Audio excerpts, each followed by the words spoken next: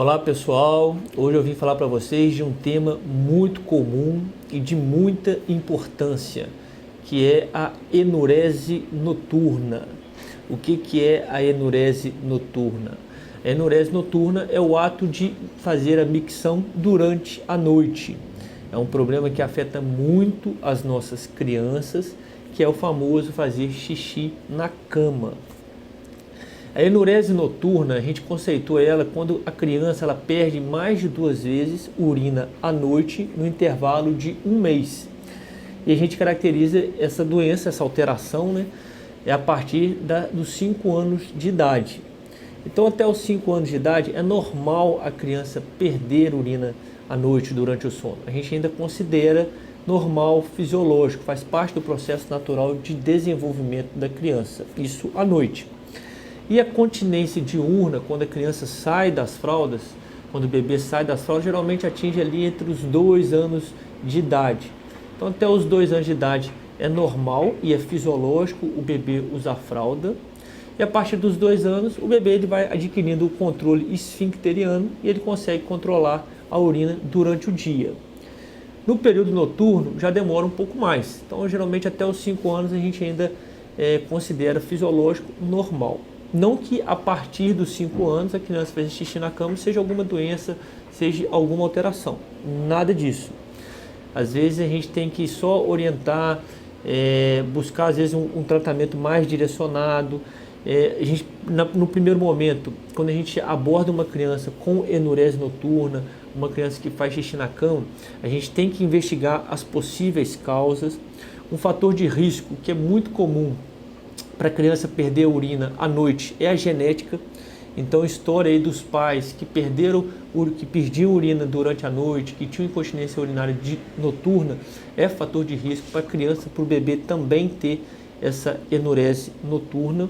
E a gente tem que excluir algumas causas importantes, causas anatômicas, causas neurológicas, causas hormonais e endócrinas e também causas psicogênicas.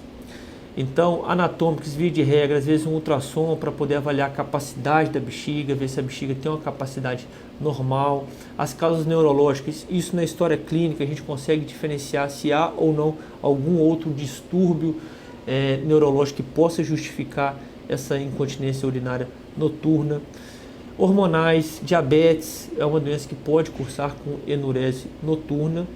E uma causa importante que não pode ser menosprezada é a causa psicogênica. Então, avaliar bem essa questão do psicológico da criança, do emocional da criança, o comportamento dela na escola, se ela sofre algum tipo de bullying, isso tudo pode alterar e a criança pode evoluir com enurese noturna e incontinência noturna.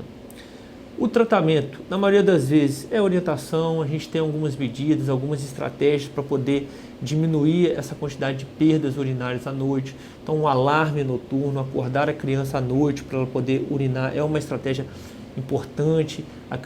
A mãe ali acordar a criança por volta de 2, 3 horas da manhã para levar a criança ao banheiro, isso ajuda bastante. Diminuir o volume, a quantidade de água que a criança toma logo imediatamente antes de dormir, isso também diminui bastante a perda de urina.